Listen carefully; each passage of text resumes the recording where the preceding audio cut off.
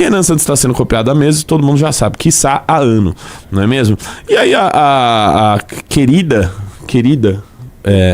querido portal Metrópolis, né? Acho que é assim que se refere, um portal, né? Fez uma matéria. Veja como é o presídio de El Salvador defendido por Zema e Caiado. Beleza, e postou um vídeo aí do nosso amado Secord, imagens que trazem paz.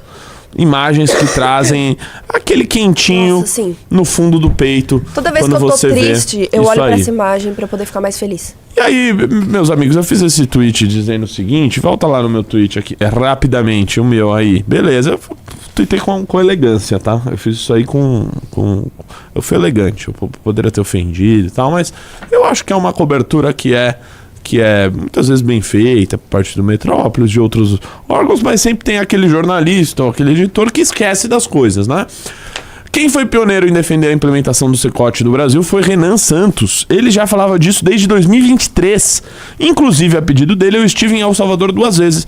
A primeira para fazer um documentário para a Valete Plus, que, acho que já está disponível até no YouTube.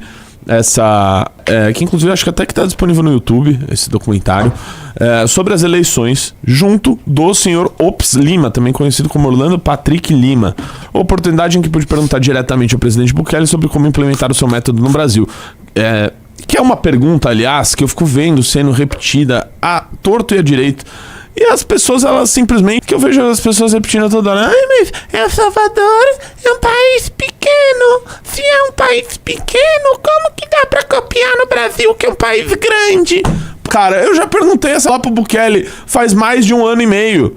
É só você ir lá e assistir a resposta dele. Que ele falou, não dá pra copiar Ctrl-C, Ctrl-V. Mas você pode usar os bons exemplos, as boas práticas, e você tendo coragem, você consegue fazer a coisa certa.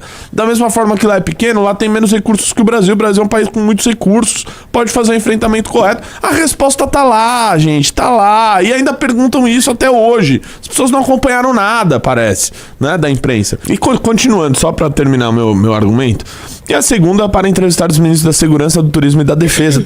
Todas essas entrevistas, pessoal, estão no Valete Plus, com o ministro Dr. Héctor Gustavo Ichatoro, da Segurança, com a ministra Morena Valdez, do Turismo, e com o ministro general René Merino Monroy, da Defesa, que inclusive me convidou a participar de uma simulação de apreensão de drogas em alto mar. E posteriormente publicando um documento com propostas para o Brasil baseado no que o presidente Bukele fez. Isso aí está publicado na Folha de São Paulo, na Gazeta do Povo. A imprensa da época repercutiu isso. Tudo isso está publicado na revista Valete, edição El Salvador, que aqui está em minhas mãos, e foi entregue aos mais altos funcionários do governo salvadorenho. Tem lá no meu Instagram, no Destaques El Salvador, todos recebendo a revista Valete. Bem como publicado em toda a imprensa brasileira, em diversas entrevistas que concedemos sobre o tema. Citar esses dois, Caiado e Zema.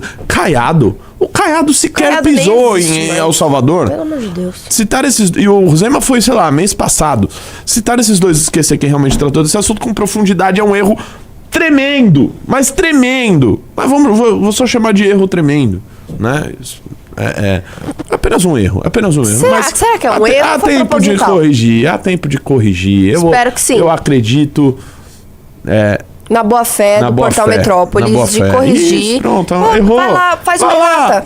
Gente, vamos corrigir, vamos melhorar. Errada. O primeiro, na verdade, foi o Renan falar por meio do Renato Batista. Exatamente. Que foi lá visitar. Inclusive, nesta revista que vai sortear, se a gente bater 10 valetes, tem talvez um dos meus artigos favoritos de todas as edições da revista Valete, que é o artigo principal, tá? O artigo principal escrito por Orlando Lima, que é o terremoto Bukele, tá? Que quando a gente foi embora de El Salvador, o Orlando tinha um voo um pouquinho mais tarde.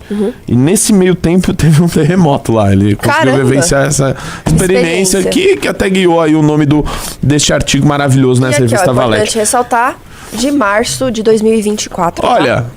Os mais altos funcionários do governo do presidente Bukele, inclusive foi enviado também ao seu gabinete, já leram a revista Valete. E você, se você ainda não leu, meu amigo, são 3 revistas Valete, você ainda pode concorrer à 4ª, entrando no Valete Plus durante esta live. Aí é prêmio, tá? E aí, Ana Ering... já prêmio aqui nesse lugar, hein? Ana Ering, e aí é o seguinte, beleza, né? Aí a imprensa fala isso, você fala, pô, eles não estão sabendo, né?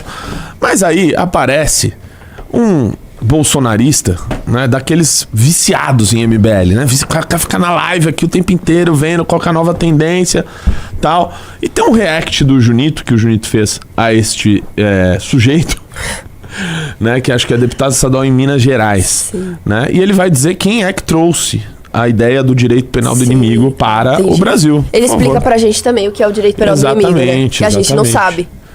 Entendi. Põe na tela, por gentileza. Ele visitou o SECOT, né, o sistema lá de El Salvador do Bukele. Nós presenciamos ali a primeira vez que uma teoria do direito de um alemão chamado Gunther Jacobs foi de fato aplicada, que é o direito penal do inimigo. Existem criminosos que, pelo seu próprio estilo de vida, eles se tornam não um mero transgressor da lei penal, não apenas uma pessoa que está se enquadrando em um núcleo do tipo de um artigo do Código Penal. Não, ele se transforma em um inimigo do Estado. Ele se transforma em um inimigo da nação. Porque toda a vida dele é voltada para a prática do crime, e não apenas isso, mas também para a prática da criação de um Estado paralelo. Para essas pessoas, não se pode ter o mesmo peso que outros criminosos comuns têm. Essas pessoas precisam ser tratadas como inimigo, serem jogadas na prisão, e a chave depois tem que ser jogada fora. Não é possível. E a única pessoa que visitou esse modelo em El Salvador e que já falou que deseja o mesmo para o Brasil é o nosso próximo presidente, Flávio Bolsonaro.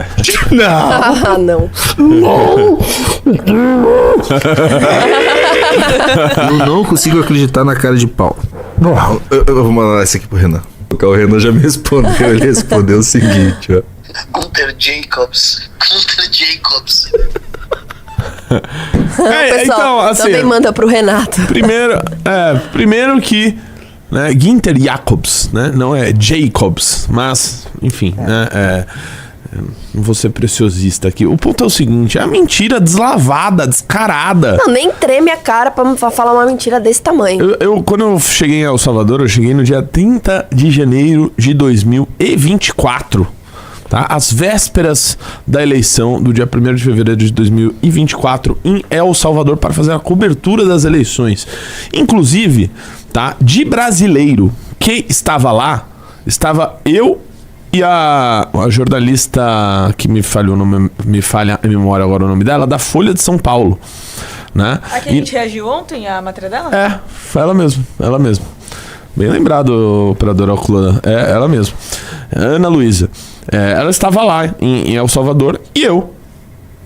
Não havia outra. E o Orlando Lima. Não tava o Zema lá? E o Orlando Lima. Não, o Zema não tava lá. O Caiado? O Caiado também não tava, não. Caramba. O Flávio? Não, o Flávio não tava. E aí, só tínhamos nós. Inclusive, o único que perguntou ao presidente Bukele na coletiva de imprensa foi este que vos fala. Então, por favor, se atenham aos fatos. Se atenham aos fatos e às datas. E depois retornamos lá para a posse do presidente Bukele. Aí já haviam outros brasileiros, né? Eles já tinham descoberto, né, o fenômeno Bukele, que tinha sido reeleito com quase 90%, para ser mais preciso, 86% dos votos naquela eleição. Aí, tá liberado gostar então do Bukele, vamos lá. Mas o pessoal ainda ia e fazia uma criticazinha, mais ou menos. Não, o que ele fez na segurança é importante. Como assim o que ele fez na segurança? O que ele fez no país. O cara mudou o país dele. O projeto dele eu lembro quando a gente reagiu em live. É a grande coisa. A gente reagiu em live, o aniversário, 900 dias sem homicídio no país. E aí, ainda iam com essa crítica. Por quê? Porque não estudaram, não sabiam defender. Depois que a gente começou a fazer um monte de debate sobre o tema, começou a falar sobre o tema, aí virou popular. E aí, pronto, aí quem inventou, quem trouxe é o Caiado. E o Zema. Que não sabe apontar El Salvador no mapa. O Caiado... Pode fazer, aí você vê ele falou, aponta El Salvador aqui. Ele não sabe onde fica o polegar da América Central. Tá bom? Então, me perdoem aqui essa digressão, mas esse assunto é muito caro pra mim. Muito caro.